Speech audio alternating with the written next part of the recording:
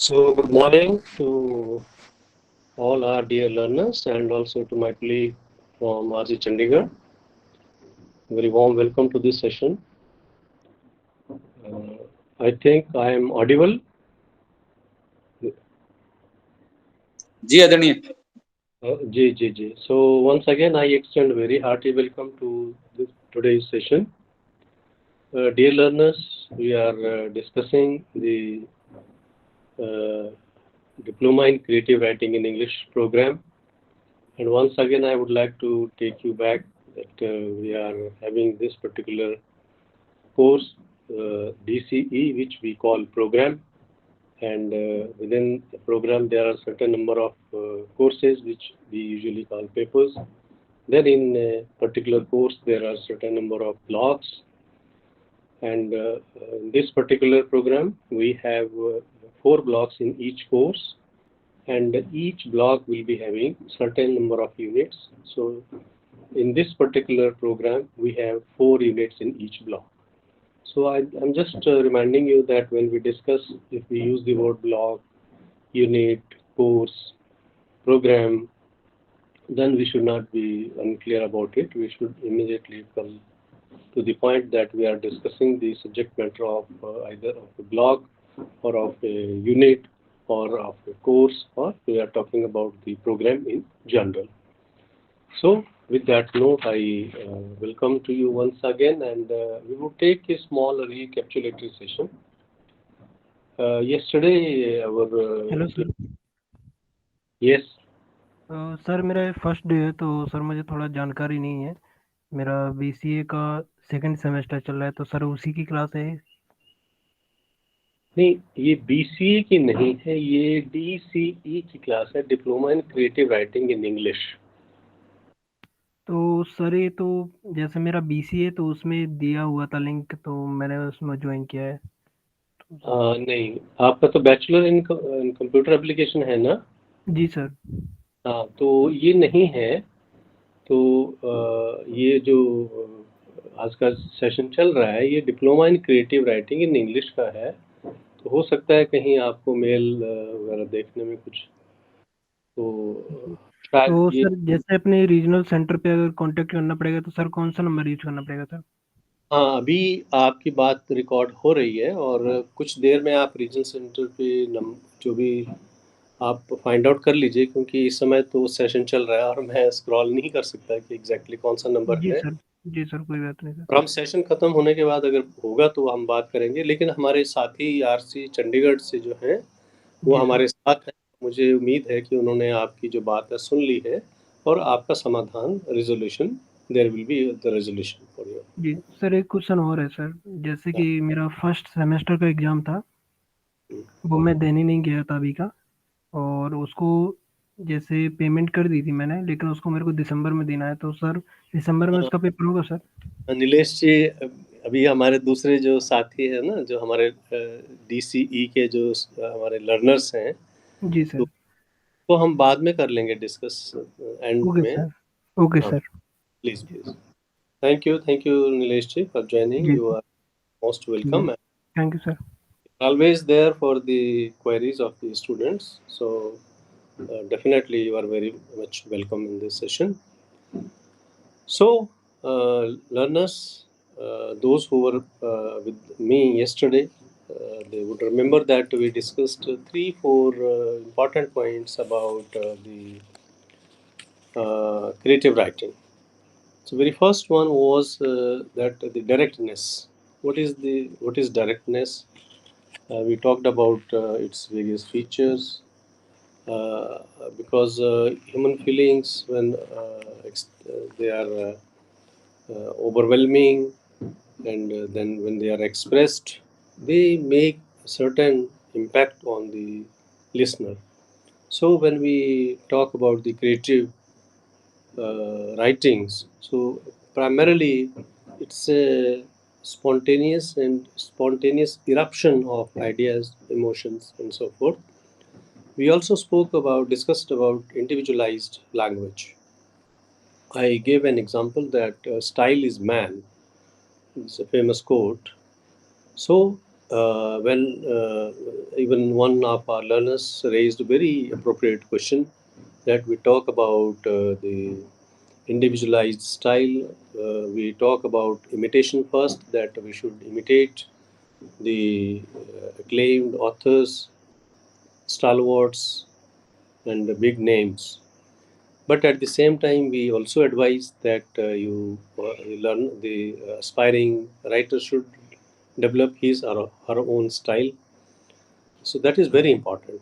So in that context, when I said that style is man, that would mean that even though you have to imitate, you have to take cue from the writings, you have to follow to a certain extent, you have to read and understand these big authors, big writers, these stalwarts.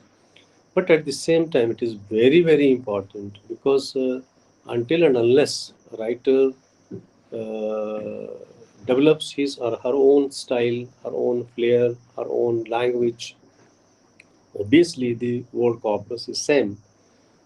But how one uses them, this is very important. So this again, a small impact of creativity is that even though there is a material which is almost similar, maybe the theme is similar, but treatment, expression, metaphors, diction is always individual. So it is very important that there is effort to develop individualized language. It doesn't mean that there's a different type of language, there's a different kind of language, but the language structure, the language, the mode of expression, the uses of language, the uses of various literary tools is slightly different. Only, and again, it is very important because if you, everyone, I think, desires to, once you are in the creative writing, creative world, one would like to have his or her own name as an individual identity. So, in order to have that, it is very important that the individualized language is adopted, is developed. Another core point of creativity we discussed yesterday, that was authenticity versus credibility. One very subtle, very covert discussion was that what is authenticity and how does one realize that his or her writings are authentic. So it was discussed yesterday that the aspiring author has to introspect and rather look into deeper one's own self. And if one agrees that no, I'm genuine, it is my own style, it is my own emotion, it is my own eruption of ideas, and then if one is assured again that the way I receive it, it would be received in the same manner by the reader. What I'm trying to say is that sometimes the author or the writer gets infatuated with his or her own writings. 100 times we go through it and we miss the same thing time and again. But if we give it to second reader, somebody else, and ask them to read, then it is immediately pointed out, yes, there is a small gap. So what I'm trying to say is that it is always better that we look ourselves from the other's prism, others' point of view. If others are satisfied, feel pleasure, gain enjoyment, gain joy, bliss, satisfaction by our creative work, then one must think that, oh yes, I have done something worthwhile. So if that understanding, if that feeling is there, then definitely your work is, your composition is authentic. We also spoke about credibility. We gave a small example of children. Children are a great example of credibility. Whatever appeals to them, that is genuinely natural. Because if you impose certain themes, and those themes are not original, if they are not truer experiences, they are not truer impulses, a child will not get impressed by that. So if a child's imagination agrees to something that we give the child to read, maybe folk tales, maybe fairy tales, maybe very simple small piece of rhymes, or something else we give to a child to read, to sing, to murmur, and if the child feels happy with that and immediately accepts it and then respond to it positively, there's a there's an element of credibility in it. So that is the one criteria. But at the same time, you see, the we also spoke about the authenticity versus credibility. So we took some examples from Mulkraj Anand's The Lost Child. So if we go through the dialogues, we took certain examples yesterday and we discussed it. Then the child ultimately, you see, this is very important. Even if a child immediately accepts something, but if it is not authentic, then later on the child will also realize. So the example was that the child was lost and he was then found by somebody else. Then he gives a lot of toys and sweets and many things. But at the end, the child simply insists on saying that no, I want to go to my father. I want to go to my house. I want to see my father, and so forth. So that if a child is given something which is not that way very authentic, so the child might get accept it initially, but not later. So what is given just a small, uh, uh, it's a small part of the authenticity or the truthness in writing. What I'm trying to say is that even if you impress somebody by your writings initially, but if those writings are not authentic, eventually the reader will find it out, and then ultimately the author will suffer for that.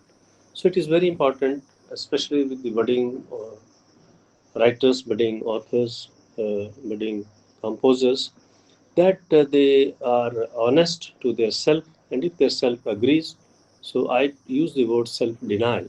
So if there shouldn't be any self denial, we should not override our self, because that is the truer voice, and if we do agree with that, definitely our writings are going to be responded well by the world of readers. So we move. We also spoke about the partial omniscience, the joy of sharing. It's an innate quality in the creative writing or the creative writer, that the creative writer always aspires to share his or her own experiences.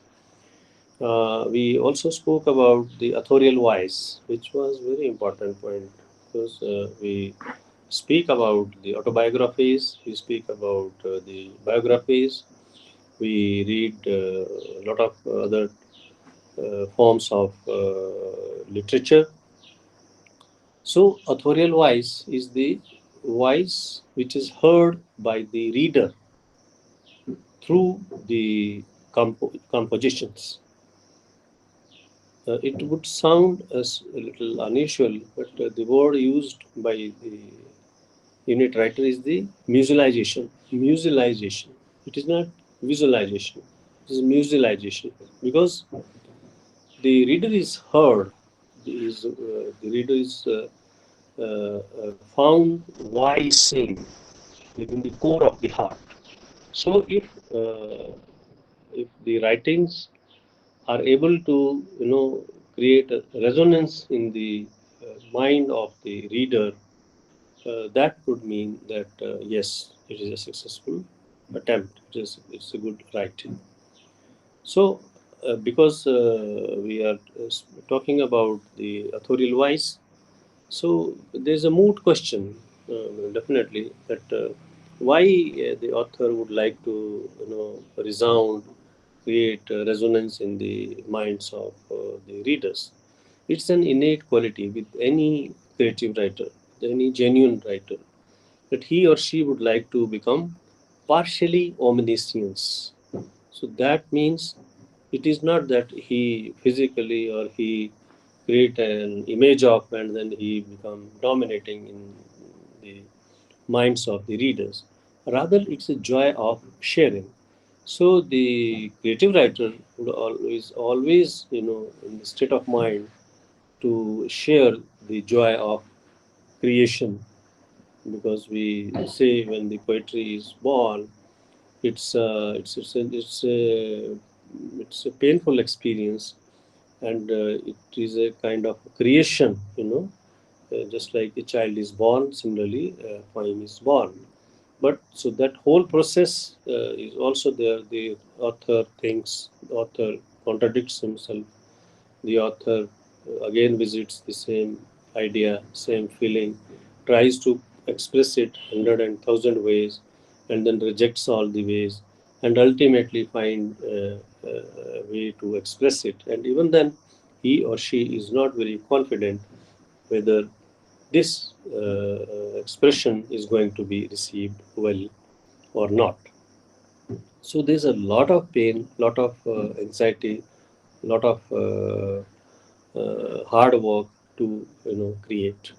So the work of creation is always a work of great effort, great pain, great intensity. So if that is the process, then definitely there is an innate feeling within the mind or the heart of the creator that yes, I would like to share the joy of this particular creation. So partial omniscience is the joy of creation. So dear learners, now we move to our today's main theme, main topic. So what I was summing up was the block 1 of DCE 01, and the DCE 01 was the general principles of writing. So in the block 1 we discussed the general principles of writing. So now we are going to block 2. Block 2 is the structure of material. Structure of material. So please do not get much worried about, because these terms which have been used, they are used in many ways in lot of different aspects also. So here material is our content, is our theme. So what should be the structure of the theme? Basically, we use the word clarity, so what the author should be clear in mind, in his or her own mind, as to what one wants to clear. So this what, quote unquote, is very interesting. This immediately takes us to the point where that what we are discussing. So this what is our material. So what should be the structure of the material? So structure of the material is primarily the schema of the material, or let us call the theme. So how do we present our theme? So this is what we what is the meaning of the structure of material. So you have already seen, you have already gone through a lot of poetry, lot of poems, short stories, novels, other forms of creative literature. I hope you have realized that the structure is always different. Yes, someone would like to say something?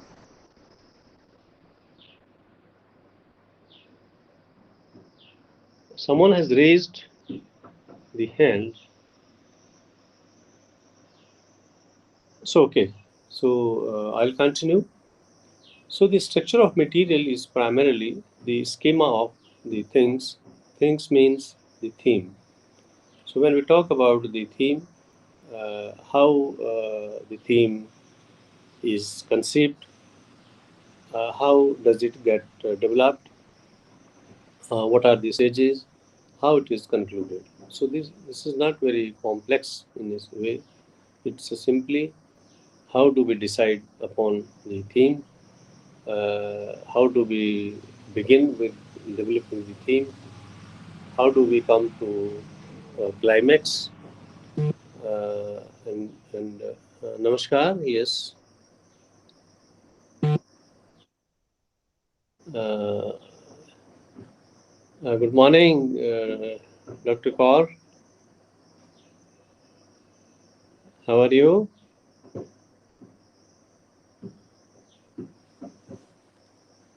So,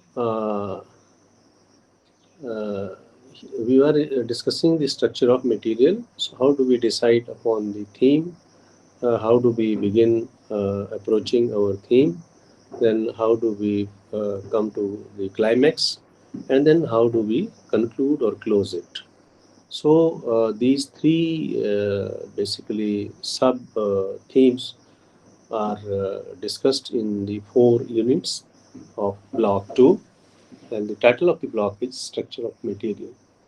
So the block is structure of the material. I hope I am clear what I am using the term block.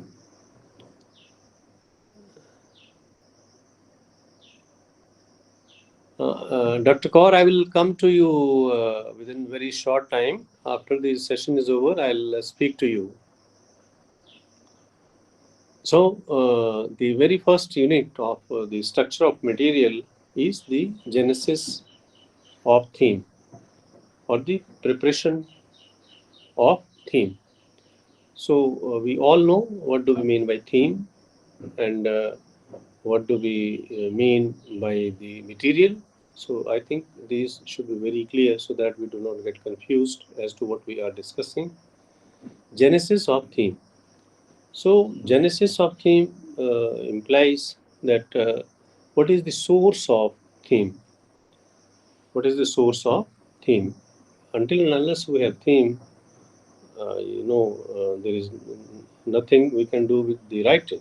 Writing only begins when we have theme, when we have the material, when we have the uh, uh, when we have theme. I am receiving messages in between, so I was little distracted to read the messages. I'm coming back to the basic discussion, point of discussion, which is the general genesis of theme. So it means, because we spoke about the 4 stages, which is of the structure of material. First is preparatory stage. Preparatory stage. So how do we prepare? What comes initially in the overall making of the composition? So first of all, we prepare. We undergo the stage of preparation. So what is the stage of preparation? That is the genesis. We look to the root cause. From where comes the theme? The theme is not to be found here and there. It has to come deeper from the heart of the author or the aspiring author. So it is a kind of impulse, a kind of idea, a kind of memory, a kind of long cherished desire, wish, or something that is there buried in the mind or heart of the author. And if that at a certain point of time gets erupted, gets little impulsed, then that gives rise to an idea, to an to a kind of feeling which prompts the writing. So the genesis of theme is primarily in one's memories, in one's thinking, in one's idea, deeply rooted, maybe long cherished, or maybe occurring by sensual experience that one gains on the day-to-day basis. Say, for example, Ramayana is one of the best example because Maharshi Valmiki saw something and immediately his heart melted with the pain and grief, and there was the creation. So but from where it created? From the deep feelings in the author. So they gave rise to an epic. Kind of theme was developed. Similarly, if we go through the works of different authors and read about how this particular theme occurred to them, I think we can come to a common understanding that either there is a deep rooted desire, deep rooted experience, deeply worried pain, anguish, or something which is spontaneously touching the heart gives rise to the theme for writing, particularly for the creative writing. That was one. So it is primarily an impulse.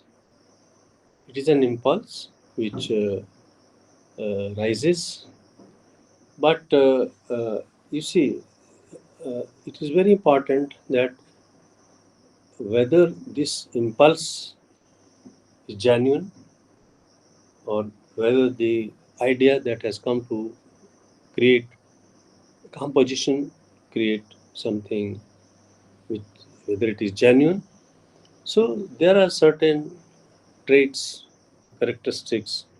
Say, for example, if someone is walking on a road and saw a very beautiful flower in the adjacent park, then the mind is immediately drawn to that, and certain feelings develop about its beauty, about its distinctiveness, about its uniqueness, about its effect, and so forth. So, all this together gives rise to a kind of feeling, to a kind of idea, to a kind of impulse that yes, I should write on this, write on the beauty, write on the characteristics, write on the uniqueness of this particular maybe flower, maybe plant, maybe a person, maybe a child, maybe anything which is there around us, whether it is natural or sometimes even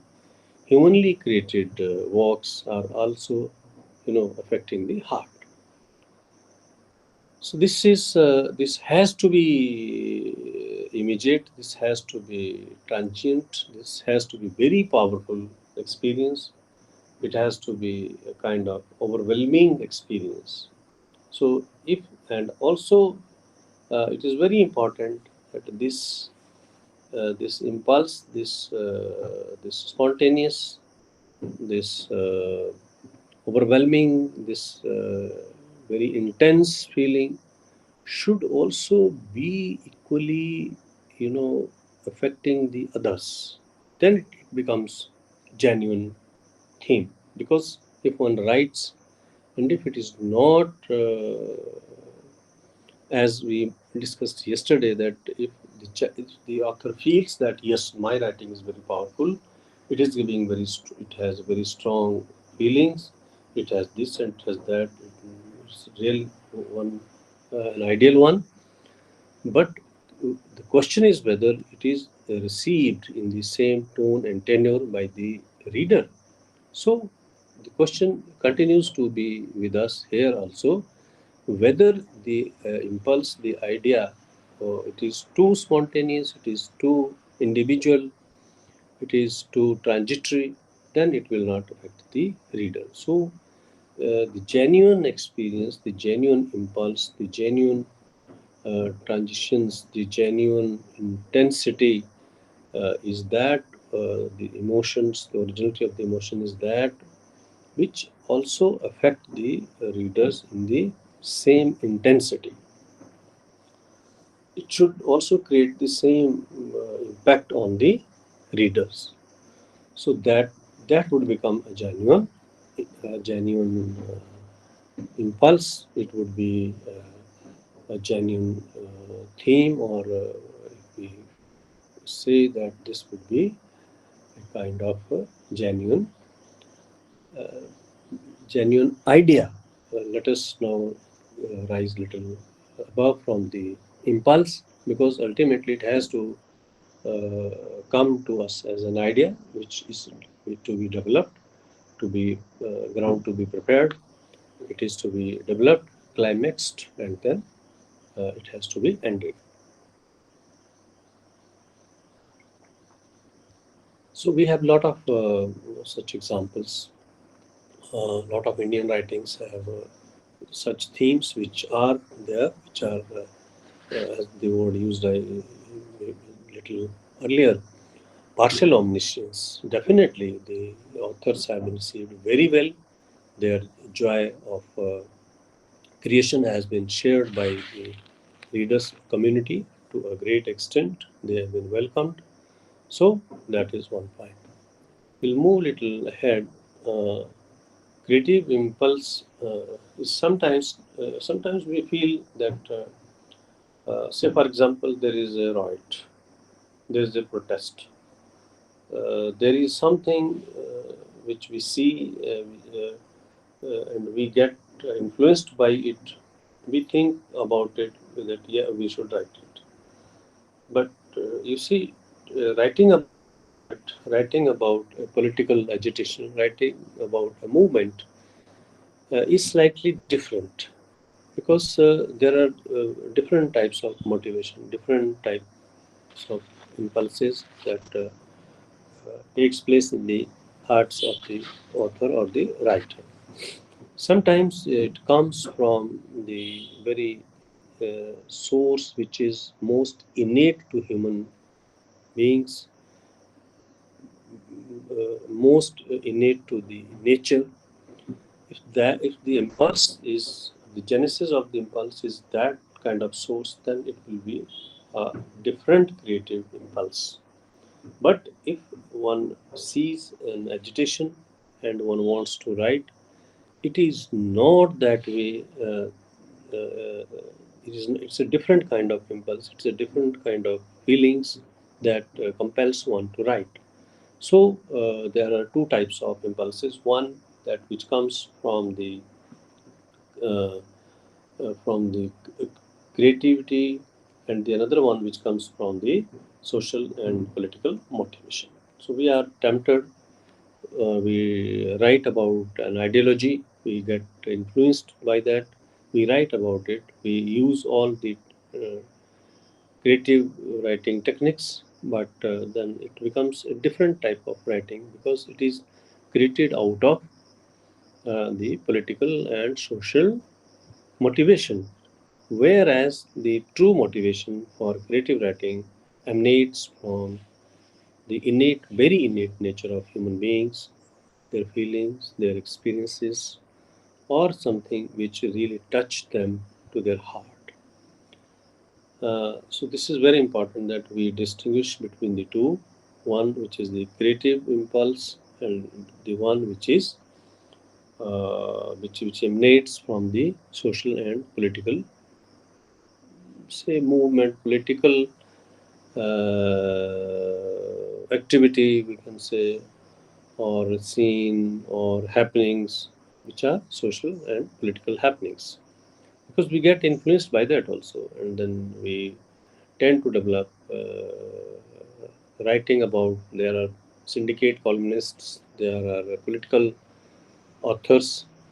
It's not that they lack the creative ability of creative writing, but they use their creative power to writing something different, which comes or which emanates from the social and political motivation. Uh, I think one very good example is Anton Chekhov's. Uh, he, he writes about such themes which are around which, each one of us, uh, like different stages of human development, various stages of thought processes within the human beings, various other creatures that surrounds the lives of human beings and so forth. So those kind of impulses comes from the creative nature, whereas there are certain political writers like the socialist ideology writers, it emanates from a different motivation. So definitely there is a tinge of creativity in both the kinds of writings, but one is basically about the innate nature of human, very innate aspects of the nature, whereas the other one is the social happenings, social movements, social sort of issues from which, like, say, for example, we have another issue.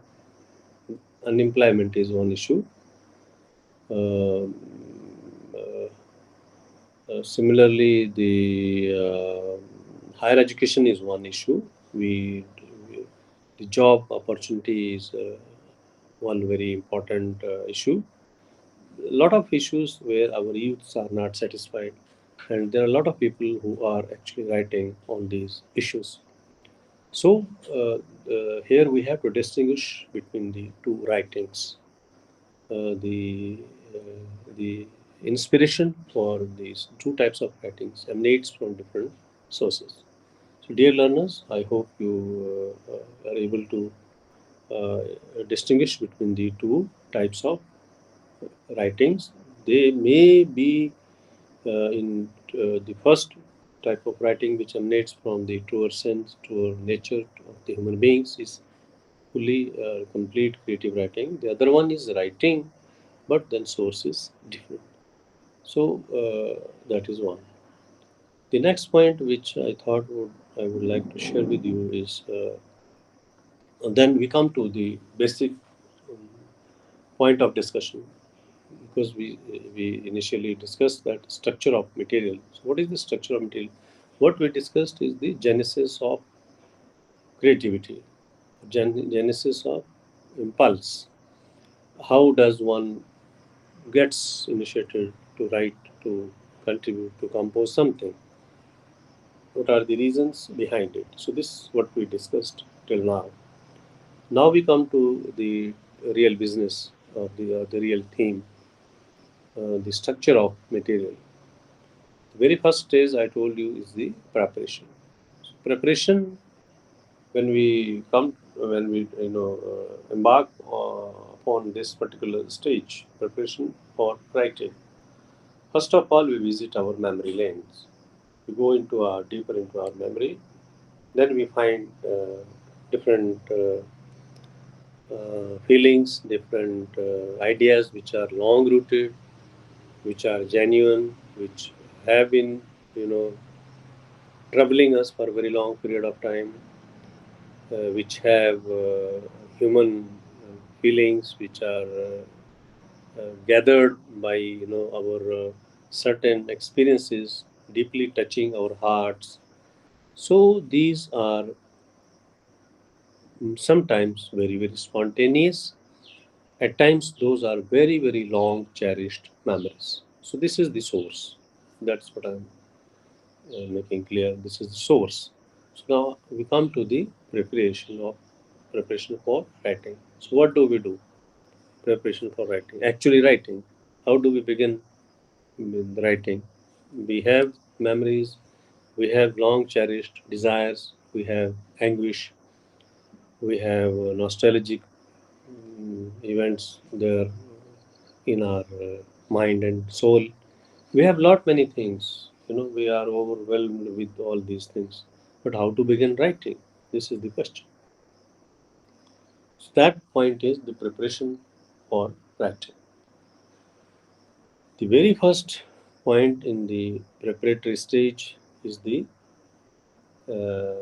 is to go around the facts, go around the facts, and then see whether the facts are able to make some sense, whether I told you just now that we have a lot of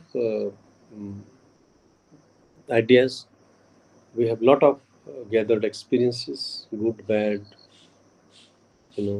pleasant, unpleasant, uh, longishness. A lot of such issues are there in our heart. But do we really write on all these issues?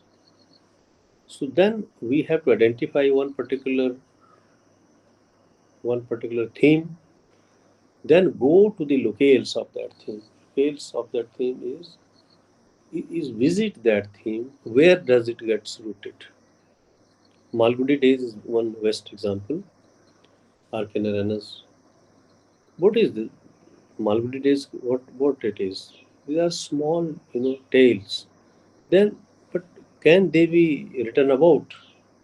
So you have to visit the locales. You have to sort of look for the locales, whether there are enough or am I able to muster the locales for my theme, because one has to be capable, one must have this ability to build the locales.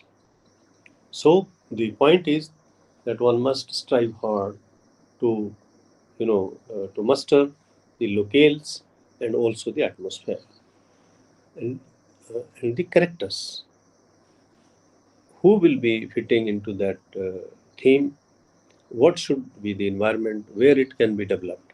So environment is the surroundings, the locale is how to root that character to that theme, and who will act in that theme.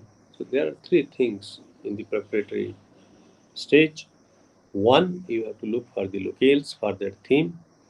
Second, the writer must see the environment, because if we are talking about, say, Malgudi days, the themes were conceived by a person who is native of South India. But if a North Indian conceives the same thing, then the entire development treatment of the theme will be very, very different, because our geography is different, the environment is different, characters speak different language, differently express themselves, and it is all together a different topography. So, geography, atmosphere, locale, climate, characters, all these will be different. So, if you look at the certain themes which have been developed by Mrinal Sen, then how those are different? What do they represent? In the maybe in the not very explicitly, but implicitly they represent the Bengali culture. They definitely have impact. They carry impact of Bengali culture, Bengali language, Bengali lifestyle, and so forth. That we cannot deny, because those feelings, those experiences emanated from a person, then they get rooted into the environment, and those are played, or the theme is moved ahead, moved forward by the characters, those belonging to that particular area, that particular geographical unit, and so forth. Uh, Similarly, if you look at the narratives of uh, uh, foreign right authors like Anton Chekhov, then you see the treatment is very different. Why it is so? Because characters are from a different geographical uh, unit, their environment is different, and locales are also different. So that is one point. So the author has to find the locales, look for atmosphere, and then find and choose the characters. This is one for the preparatory stage. Second one is the combine experience, observations, and imagination. These are very important 3 points. What is creative writing? It is an imaginative writing, but it is not fully imaginative. It is also based on certain hard truths of life. So, what has to be done by what is to be done by the writer? How the author or the writer moves ahead? What he has or she has to do is to combine the experiences.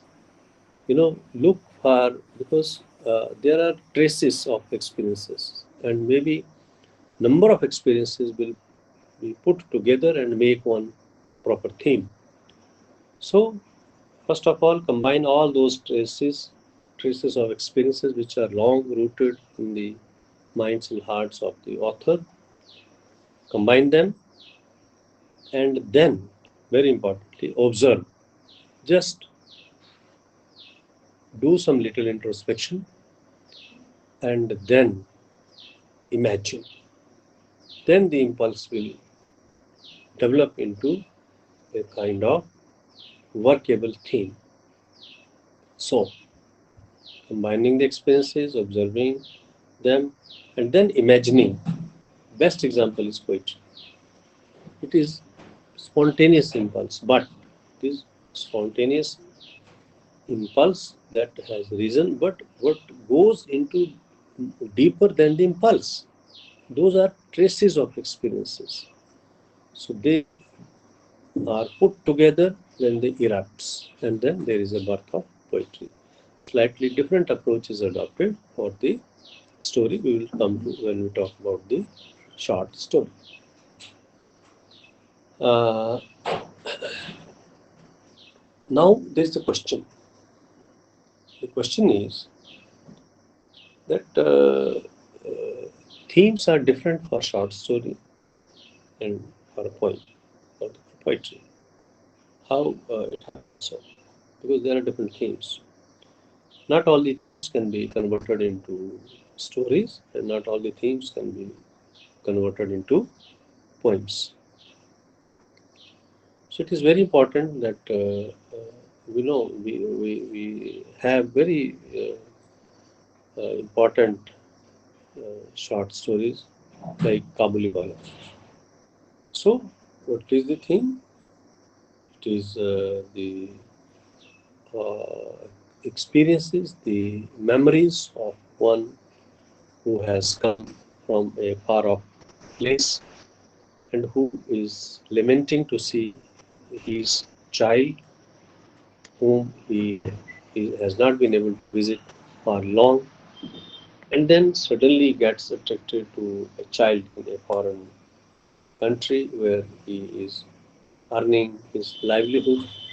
So all this is basically a mix of experiences, mix of feelings. So this mixture of feelings gives rise to a theme. Of course, a poem can be built upon it, but more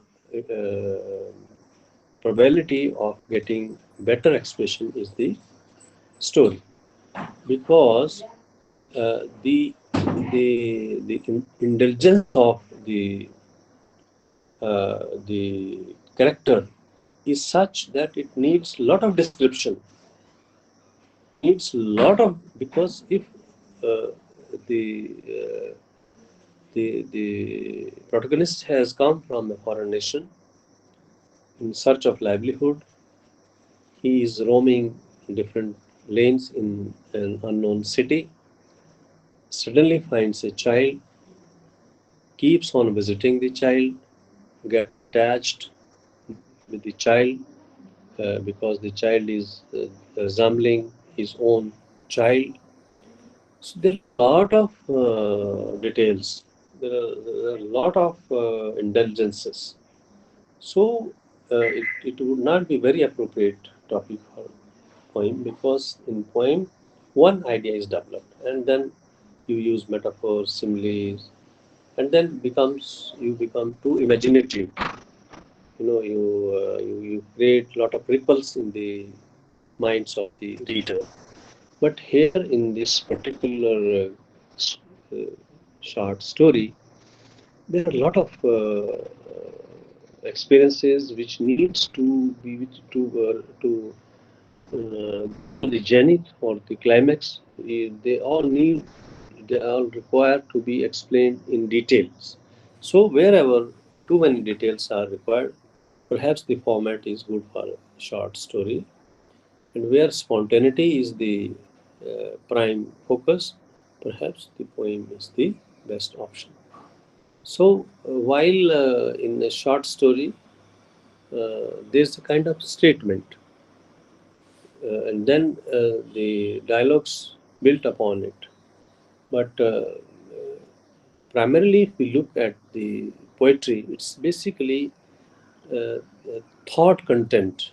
It has very intensity of thoughts, lot of imagination, lot of thinking, lot of flying into imagination is caused by the author in the minds of the readers. So it's basically seeking the reader's response spontaneously, and taking the readers into different experiences. But that doesn't happen with the story. In a story, yes, to agree that there is a lot of thinking over it also, but then all the narratives, all the explanations, all the indulgence which is explained clarifies that without putting the readers into lot of thinking process, lot of imaginative flying and so forth. So the spontaneous imaginative impulse creation is done by the poetry, whereas the story is most often is the full of lot of narratives, full of lot of explanations, and it has a lot of indulgences which needs to be explained thoroughly. So those are just hinted. The internal structure, internal happenings of the theme will not be explained. So we look one Mrigaya. I think all of us have seen the film, which is directed and created by Mrinal Sen. So there's a lot of haunting, but the haunting is not the trait of the good poetry. But sometimes some people say poetry is all that one doesn't understand. But then one gets into the imaginative world and try to rationalize, try to interpret it in his or her own way. But in the story, it becomes clear once it unfolds. So this was about the preparedness of the writing. First of all, we discussed, just as a conceptual discussion, we discussed the genesis of the impulse, where it arises from, how it gets into one's heart, one's mind, one's soul, and what is the structure, how does it remain in long rooted, how one becomes nostalgic about writing, and how does theme then takes this shape.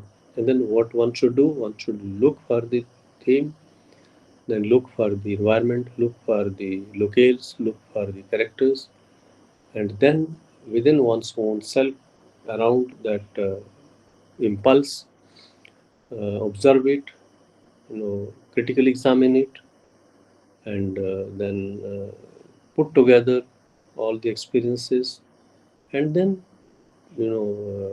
come to a stage where it is to be expressed.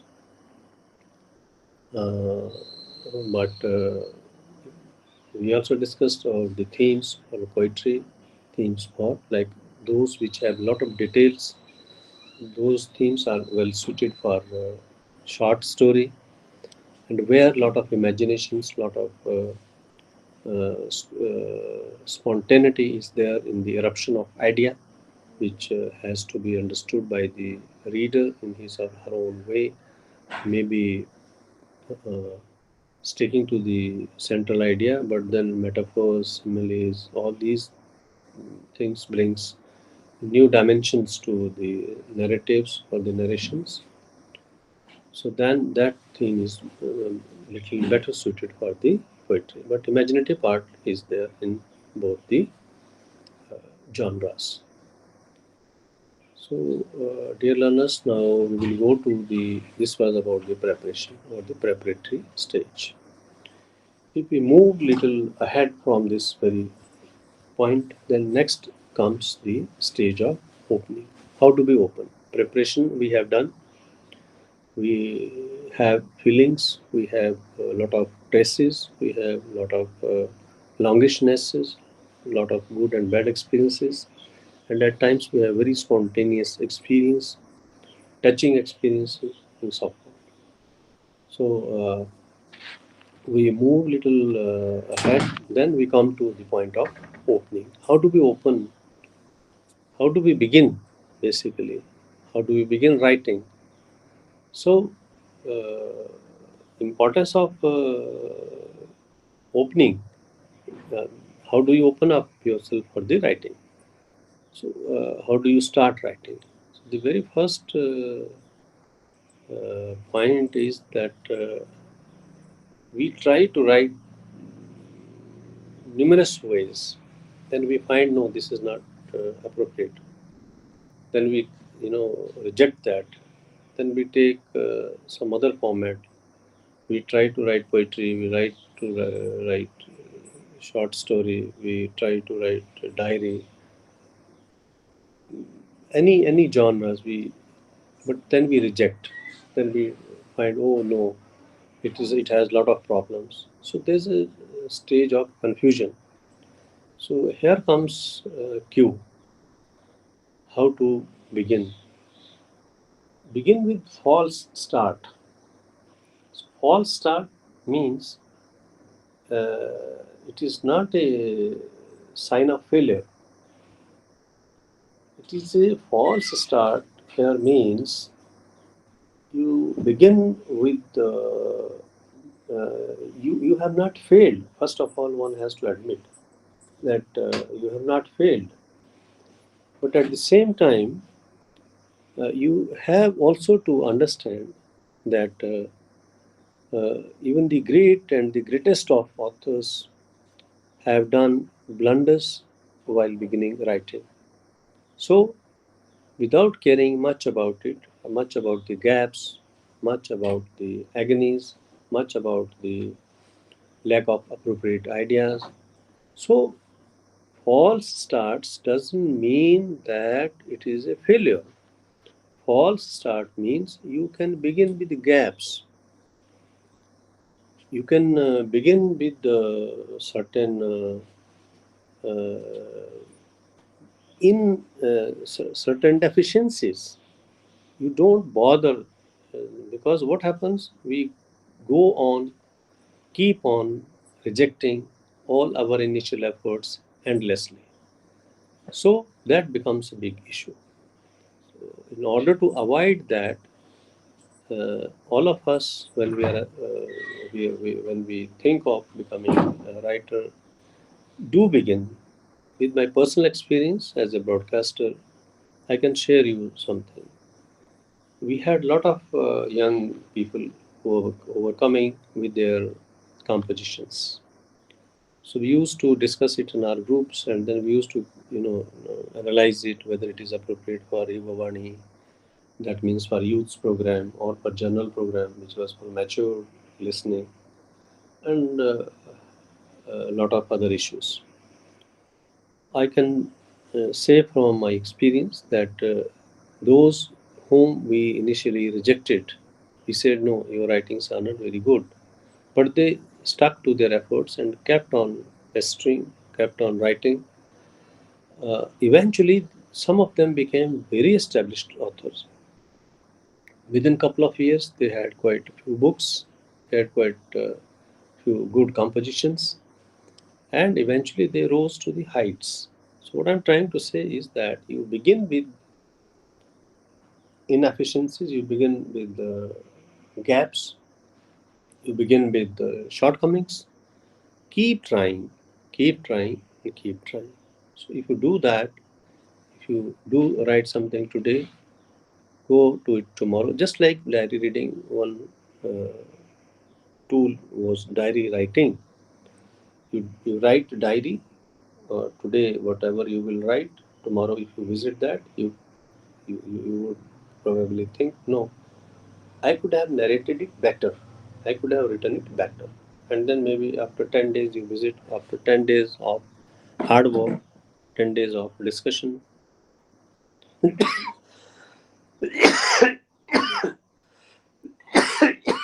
Sorry.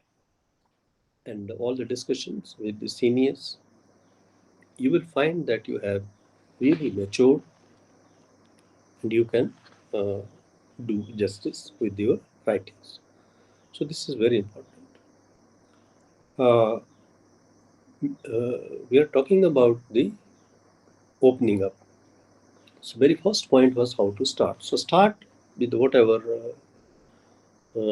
ability you have, but be ready to accept that yes, there are deficiencies. The first writing will never be the perfect writing. You have to accept that. So keep on writing, keep on pursuing it. All these small issues will be resolved. That was one. Second one is different genesis and conventions. You see, uh, there are a lot of writings. There are a lot of new writings which are coming. There are a lot of new poetry which is coming, and people are appreciating it. Readers are appreciating it. Why is they are doing so? Because they would like to have a variety, newness in the writings. So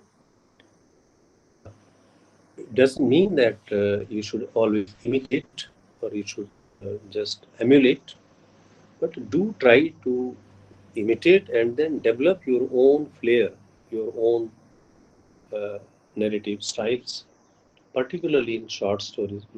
I think there are a lot of different formats that are coming in the short story. Conventions have been broken, new conventions have been brought in. New forms of fiction is already there. Within the novel itself, you can see there are long novels, there are short stories, there are tales, there are novellas. All these are inventions and innovations. So uh, it is very important that the budding authors do follow, do take somebody to emulate, but at the same time they develop their own convention, they develop their own style, and try to be genuine in their own style, or try to be genius. That means they should try to be creative within the sphere of writing also. So the next point comes about the links. How do you open it? So you might have seen that the opening is very different in all the genres of creative writing. If it's a poetry, you begin with different opening. If it is a novel, you begin with a different opening. If it is a short story, it's a different opening. In fact, in short story, people say story is told when it unfolds. Story unfolds. So that means it goes into retrospection. So once it is somebody says the story is told when it is already over. So the climax is the last line of the story. So there are a lot of different styles. If you look at the Russian short stories, the style is different. British authors' short stories, the style is different. Indian authors, especially, if you look at a lot of, particularly the fictions, particularly the short stories written by women authors, those are very different. Perhaps you will be surprised to know that even the women authors have refused their short stories, their creations to be translated by men, because they feel the kind of power that they put into the creation and in their emphatic opening of the composition will not be understood by the different gender. So they refuse to be translated by the different gender. So you can see how important it is to, begin to make opening of the genres, whether it is poetry or it is mm, it's poem or it is a short story or it is novel. Similarly, if you look at the novels, sometimes the novel begins with a small dialogue, small statement, and then it keeps on uh, developing. But at many times, you see, there's a very longish paragraph in the beginning itself. So this paragraph itself is very indicative as to what is going to be discussed in this particular genre. So at the same time, I think when we decide about the genres, whether it is to be poetry, whether it is to be short story, or whether it is to be novel, it has to be one has to decide how to begin it very carefully, because we know that the beginning for a short story is very different. What happens in a novel? You present a very compact, very huge paragraph in the beginning, and then you give an idea as to what is going to be discussed in this particular long composition. But if you write a short story, then you begin slightly differently, and the very first line will give a statement. Statement will be indicative, but it will not be very explicit statement. So there's a general hint and suggestion. There will be general hint. There will be uh, sort of indications to the reader, but it will not be very explicit. So as I told you that the story unfolds, as you progress, it continue to take you into the retrospect, and eventually when the it concludes, the final climax is revealed. You reach to the climax. So in a short story, there is a general hints and suggestions in the beginning, then it continues to develop, and when it comes to an end, it really gives you a shock. It really gives you takes you into different world where you find yourself that, yeah, while what I read was very different, I was thinking something different, but it ended into something different. So that is the climax of a short story. Similarly, the narrative modes are also different. In a novel, there are not that many dialogues, but in usually stories also have the same. But there's a lot of dialogues, lot of counter statements, lot of hints. Uh, those hints do not reveal what is going to be discussed. They just give an idea as to what is being uh, the current status of the theme or the. So this is kind of treatment. So we will have a small discussion on the climax. How do we take the reader to the zenith of a composition? What is climax? That is very important. All of us know when we try to read, when we start reading, we say, what will be the climax? So that is a kind of ultimate reader's achievement. So if we talk about the climax, about story, so it is nothing else but a kind of situation which is the precipitation of the crisis.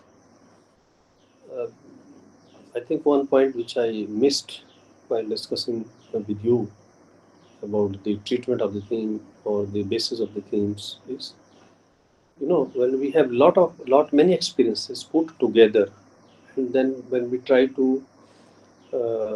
present it through different characters in a particular locale or in a very typical atmosphere, then there are a lot of conflicts. There are a lot of crises. So what happens in the climax? All the crises are resolved. Oh, well, we thought we were thinking in too many directions, but the ultimate direction was very different, which there was in the author's mind. So that's intense revelation. So climax is primarily very intense and very crucial point of story, which precipitates the crisis. So then the crisis really becomes in a kind of eruption stage. So what conflict we had in our mind that yes, this is a conflict. Definitely there is no conflict, the story will not move ahead. Definitely the conflict is one very important factor in a short story. So the climax is an intense feelings. It is a crucial point of composition, particularly short story, where the crisis precipitates. The crisis is actually fully exposed, so it is no longer a secret. It unfolds. So this is very important that we understand the what is the climax. Climax is just like reaching the zenith, but in a short story, it is not reaching the zenith.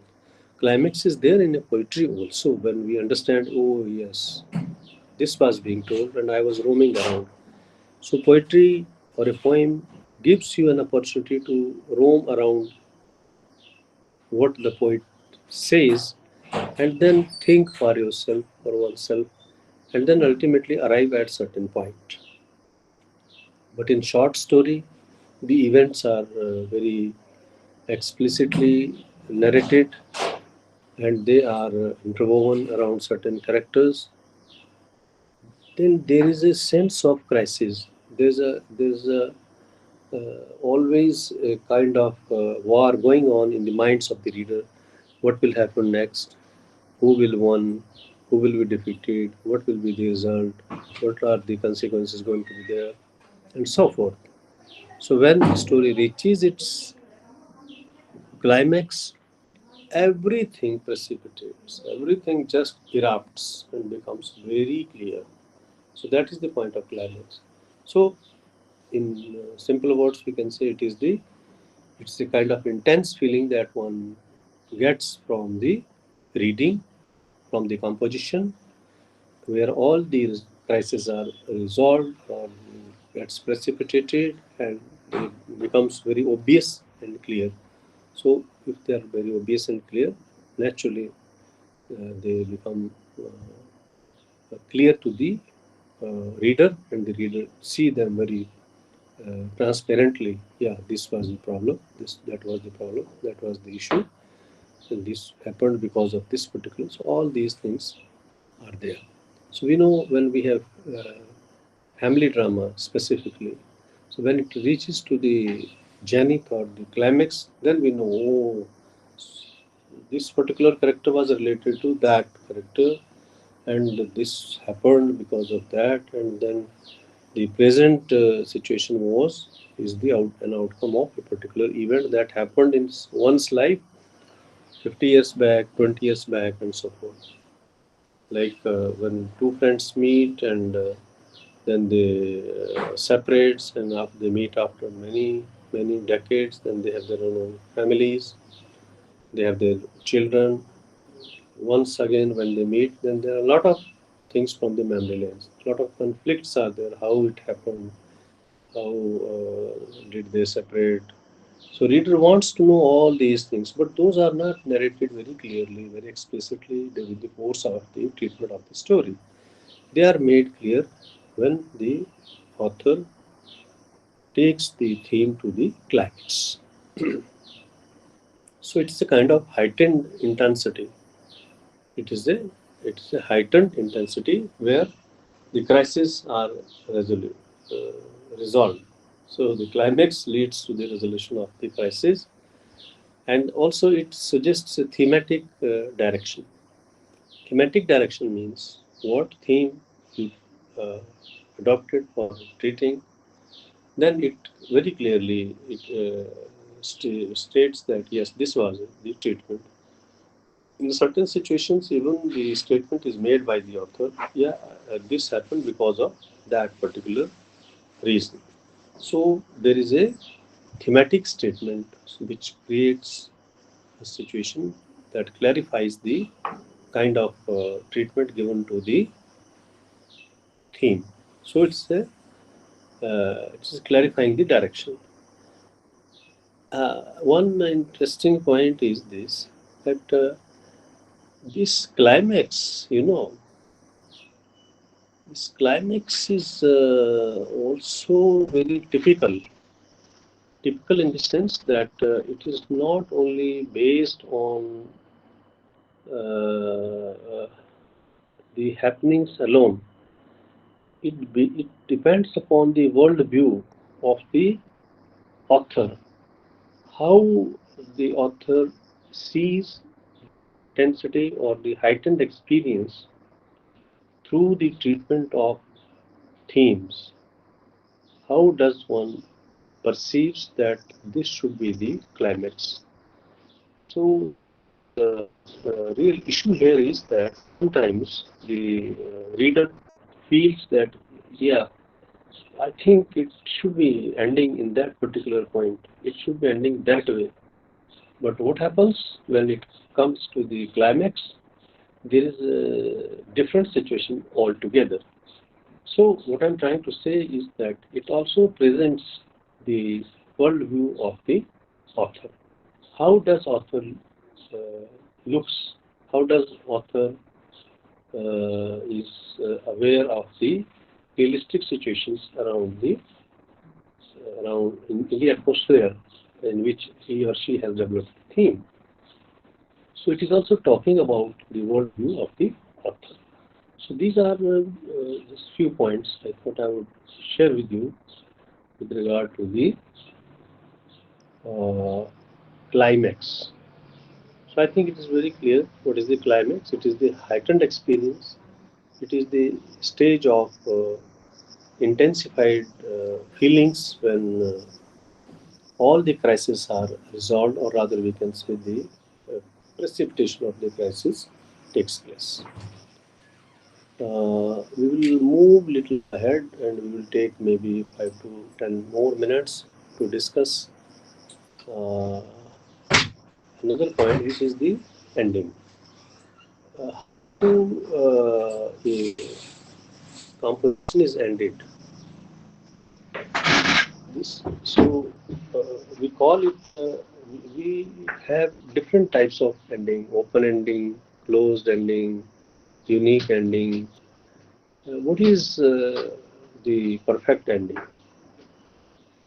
So if we talk about the ending, it is very important, because if we make loose ending, then the real purpose of the composition is defeated. So the reader needs something concrete to draw from the ending. So what happens? Sometimes literary endings are different from the journal writings. If we talk about the literary endings, we leave the reader to think a lot. So what we do is we talk about the artistic whole. Uh, the writer does not actually, put an aesthetic whole, or he doesn't create a neat and clear aesthetic whole. That would mean that he doesn't present a theme which is very, very ideal and full of explanations. He tries to leave a phenomena, tries to leave a message which is not very clear. This is the very important feature of the literary writings. And then what happens that the writer himself or herself discovers that there are a lot of ways, lot of options to conclude, but he or she does not go on giving all those options. Those are left blank, and all the surroundings are created, and all the options are in a way hidden. Those are not on the clear understanding of the reader. So the reader is left to ponder for himself or herself as to what should be the real outcome of this particular work. So there are different types of endings. Sometimes there are generalized endings. Sometimes there are different endings. Like for short story, there are stories which are formula stories. We all know love triangle and so forth. So those are different types of stories. But then there are there are stories which also like Arkanarana's Lolly Road. It doesn't end in a very perceptible form. Means there is no very perceptible end to the story. Yet the story is very very emphatic.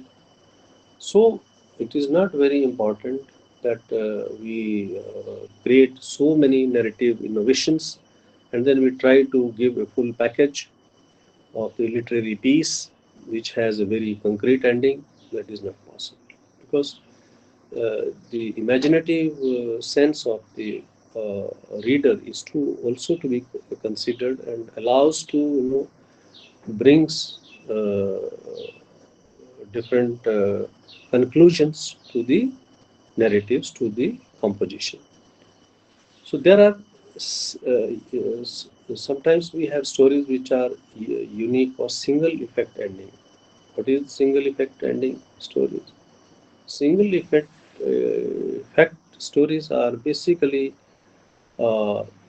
short stories which goes on smoothly and come to a conclusion, and they do not make lot many eruptions, a lot many explosions.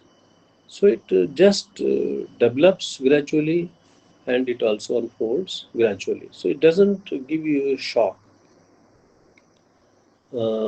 Particularly if you look at Mulk Rajanand's writing of short stories, they do not give you a very big shock. Whereas there are like Mridula Garg and a lot many other like Anita Desai short stories. They give you shock. They take you totally off course, and then the end is also like that only. So if the story is very smoothly progressing, gradually unfolding, and having not too many eruptions, too many explosions, too many detourings, then it is the story which has a single ending, or we can say unique ending. But then there are endings which are in the specifically in the detective stories. What is the difference between detective stories and the other stories, like social themes, like love triangle, which are formula stories? In formula stories, the story develops in the atmosphere. It takes all the characters together and gradually builds the theme, reaches the climax, and then it ends smoothly. But it doesn't smoothly ending does not. It doesn't have lot many eruptions, but at the end it leaves the reader in some kind of dichotomy as to, well, it could have been a better. I think the boy did not do justice with the girl, or perhaps the society was not very helpful to the young couple and so forth like that. A lot of explanations. If you come to the detective stories ending, very definitive ending, very clear ending, very final statement. Everything is very crystal clear. This was the conspiracy. Then there is a thorough investigation. Then the characters are very professional. Some kind of criminality is there involved in this story.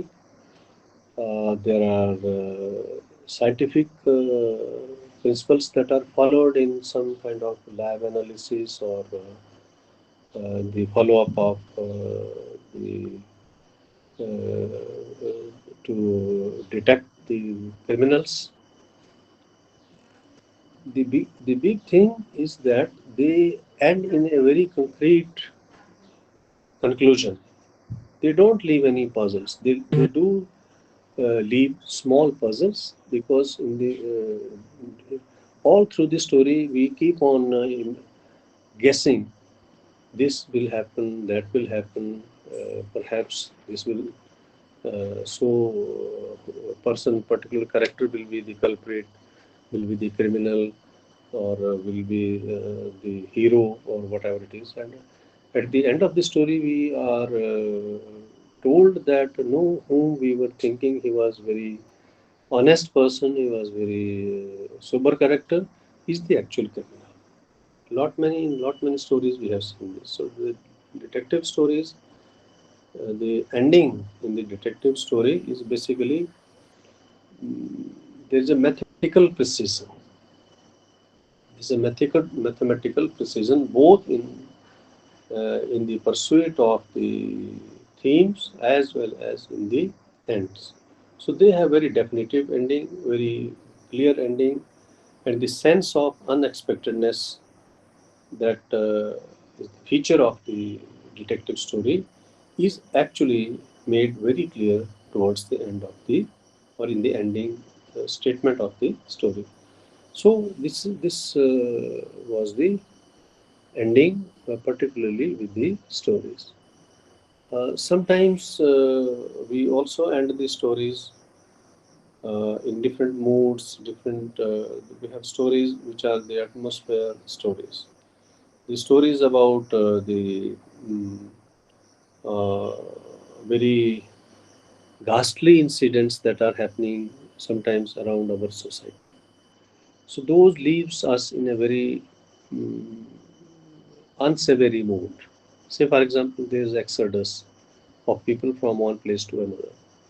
There are social stripes, social unexpectedness. There are conflicts. People have to migrate. People have to leave their families behind, and so forth.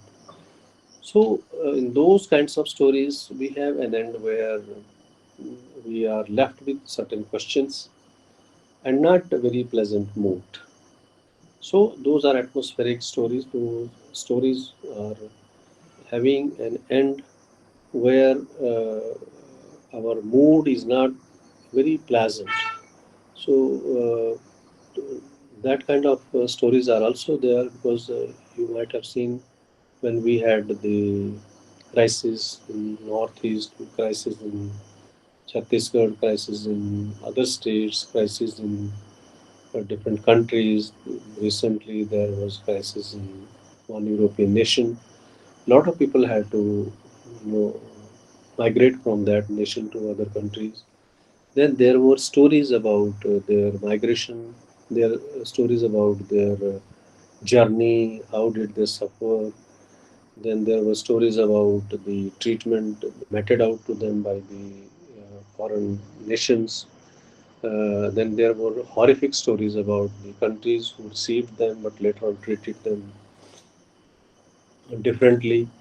So all those stories are very strong stories, but then when they come to the end of those stories, we find that they leave us with a different mood, very somber mood, very mood which is not very pleasant.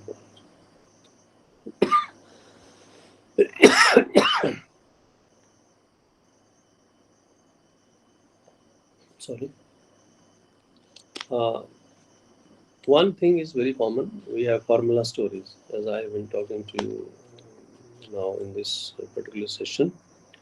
We know that this is one of the most popular format of these stories, and they are very popular, and they have received very critical recognition. That means they are built around our society. Dowry used to be one such theme for a very long time. Then there were different stories. The plot is very, very common for them. Then the treatment is very similar. Almost all the stories have same treatment, and most of the stories have the same ending. Either they meet, or then the one of the character sacrifices his or her life for the sake of others' happiness. So these are formula stories. So all of us are more or less familiar with these kinds of stories, but they are having innovations. Like as I just now said, that the stories which are based on the war and conflict, human pain and misery, the sometimes the treatment is more kind of detailed narratives, but that is part of those stories because they have to have certain facts, but at the same time some fictionalization of the story is brought about to sustain the reader's interest. But ultimately they present more facts in a, of course, fictional manner, but those are based on the real happenings. And their end is, as I mentioned to you, it's a different. It is not very happy ending. It is not in very sad ending also, but in a different mood, in a different somber mood, where we are uh, within ourselves, within our own inner hearts, we suffer that why this is happening in this society. So sense of dissatisfaction about our environment or about our let me use the word karmas, our uh, thinking. It, it, it invokes our inner sense, to work for the humanity, work for the betterment of the humankind. So these were some of the points. So the ending is equally important because the literary ending always gives, it is not a closure of the theme. It is basically giving a space for innovation, for bringing in more options about the happening.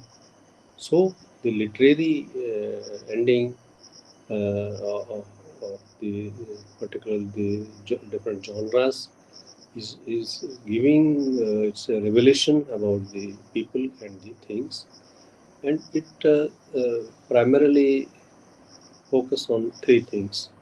That is it has to be self-effectiveness in it. All the incidents within the stories must surprise the reader, uh, even in the detective stories or the crime stories. But in the end, it must give resolution because only then it will have a proper beginning, climax, and then the end. And definitely in the end, either it is a happy ending or it is a sad ending.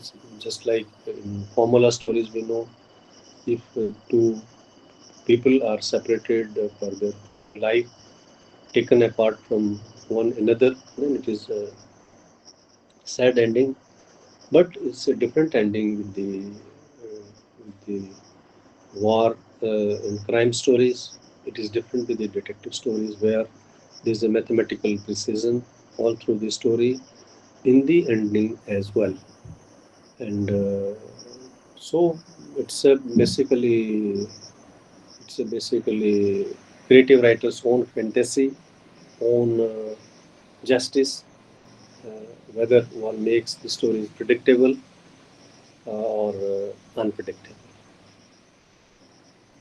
So, with this, we will come to an end of the major points of the block 2 of DCE 02. This was the structure of material, under which we had 4 units: the genesis of the theme, that is preparation, and then we discussed about the opening of our composition, how to open it up, and how to reach the climax, and ultimately how to end. One thing I would like to briefly share with you again, the selection of theme. It is very important that we give due consideration to the selection of themes. We should not embark upon any theme. As I just now mentioned, we should look for its routing, for its locale, for its environment, and for the appropriate characters to be part of the composition. So when one carefully decides all these 3 things, I'm sure the composition will be well received by the readers community. And one more point which I would like to re-emphasize, that is the point which I discussed, the false start. This is very important. All of us are not perfect writers from the very beginning itself. It is also said that if a man keeps on trying, becomes perfect. You know, the efforts makes one perfect. So that happens with the writing also, and it is improved. It is perfected with the passage of time, with the experience that you gain, with a lot of discussions. As I mentioned, we talked about yesterday. There has to be a lot of reading, lot of listening, lot of interaction about the composition, about the methods of writing, about selection of themes, and so forth. So if we do and stick to all our these basic points, definitely we will progress, and one day we will become good writers. So with that, I conclude my presentation. I will invite my dear learners, if there is any point they would like to discuss for 2-3 minutes, and then I would like to conclude it. So welcome.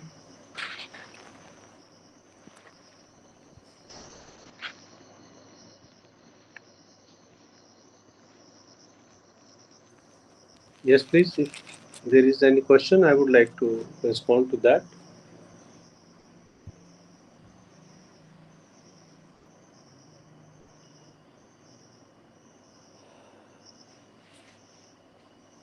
Anyone has a question?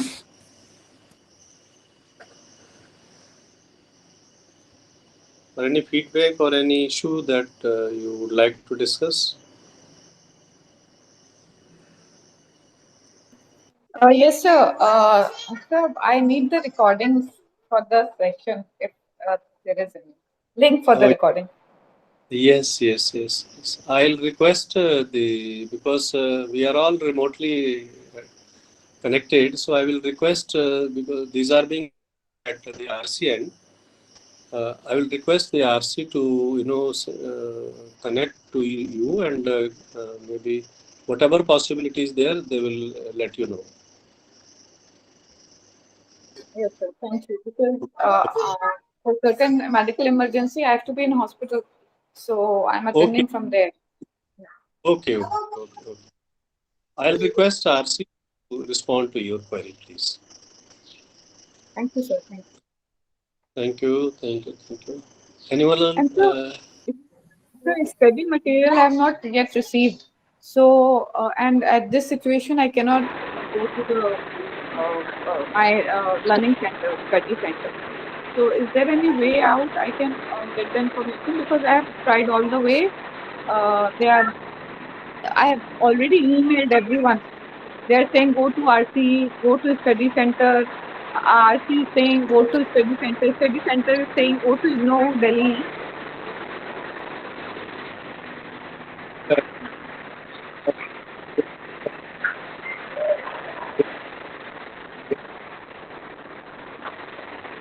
You're not audible.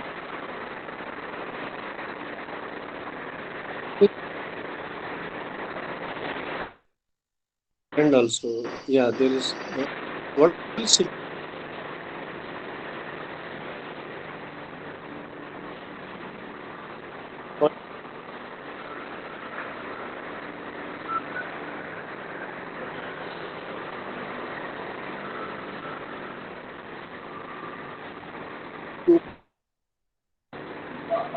You will have complete answer about that, and I will also request the RC's colleagues to take note of your issue, and maybe they can clarify it better.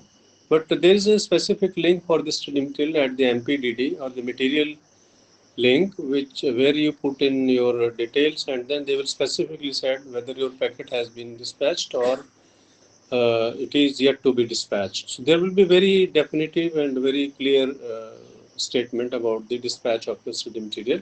But in the meanwhile, I'll request RC take note of your request, your issue, and whatever reply they have at the moment, they will give to you.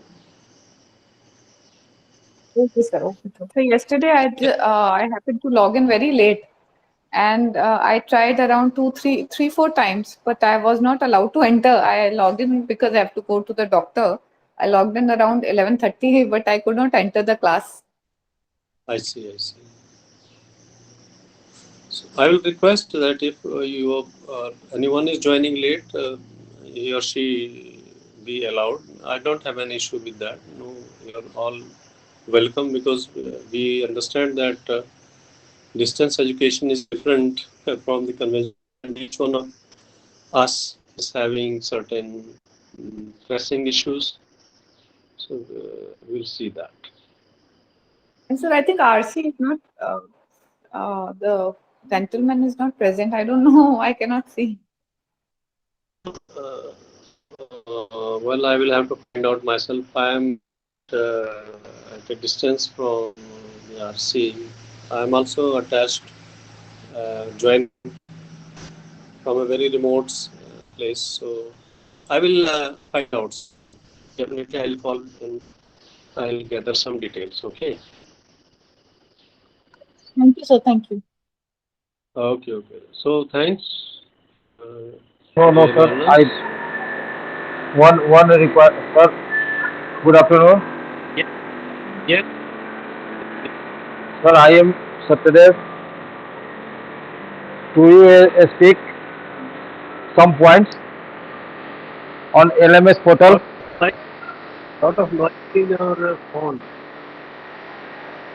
Hello sir, क्या मुझे सुन पा रहे? हाँ, पर बहुत सारा hello शोर भी। हेलो सर, क्या मुझे सुन पा रहे? हाँ, बोलिए। सर, मैं MBA ऑनलाइन में एडमिशन कराया था पिछले साल अक्टूबर 2022 में, और मेरे LMS पोर्टल पे लिंक दिया हुआ था। तो क्या ऑनलाइन मैं आपका स्पीच सुना पूरा, क्योंकि मेरे कोर्स में तो है ही नहीं जो आप पढ़ा रहे हैं, तो क्या उसको लिंक ऐसे ही दे दिया जाता है क्या, कोई भी स्टूडेंट को कुछ भी लिंक? नहीं, तो नहीं, तो मुझे ये कंप्लेन है मेरा सर, जरा आप उनको बता सकते हैं LMS पोर्टल जो मैं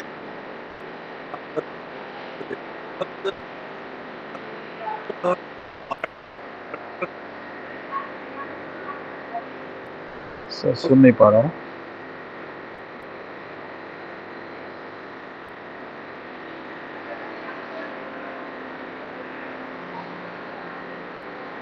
hello Hello, sir.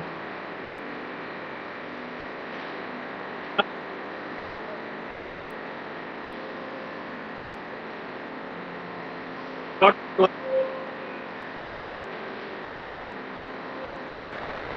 but at our there might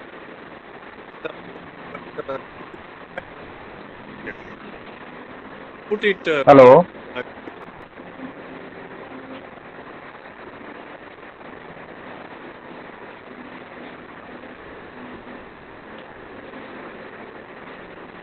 Hello. Can I listening, sir? Hello. yes, Sir, please confirm why- LMS portal to given provided link.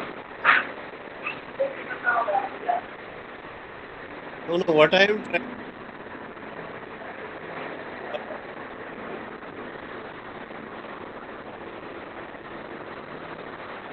we will I will request that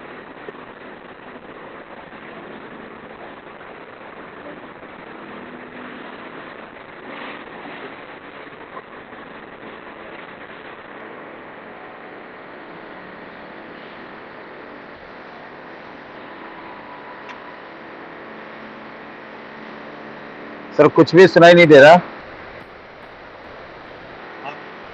Jagdish sir कुछ भी सुनाई नहीं दे रहा।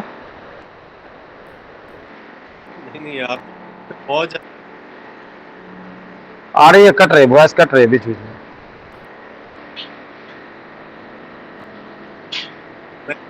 आपको मेरे पास सुनाई sir network issue चल रहा है। चलो सर, मेरा कंसर्न आप समझ गए होंगे। मेरी आवाज आ रही है सर? हाँ बोलिए। मैं ये कह रहा था कि मैंने पिछले साल अक्टूबर 2022 में एमबीए ऑनलाइन प्रोग्राम में एडमिशन कराया था इग्नू में, जिसका लिंक हमें प्रोवाइड की है। अभी जो आपका बैच स्टार्ट हो रहा है उसमें हमारे पोस्ट आ ही नहीं रहे, तो क्या हम लोगों को या क्या प्रोवाइड होगी ऑनलाइन का? नहीं, मेरी बात आ रही है आपको? आवाज सुनाई दे रही है जी मेरी? हाँ, आ रही है, अब आ रही है सर। मैं ये कह रहा हूँ कि हमारी ये डिस्कशन आपके प्रोग्राम से related. Okay.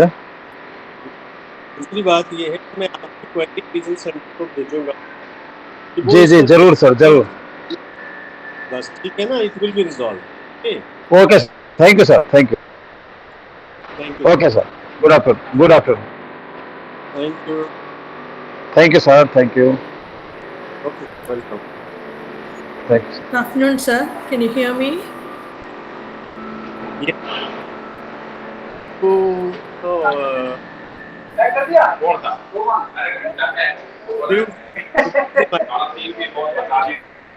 Hello?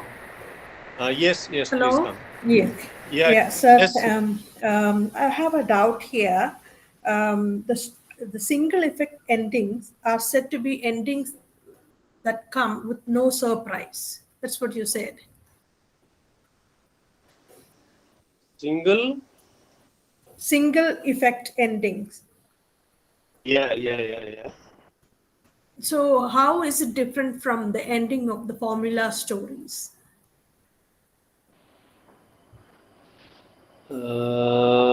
Single it is Single it's a effect kind of ending. unique ending.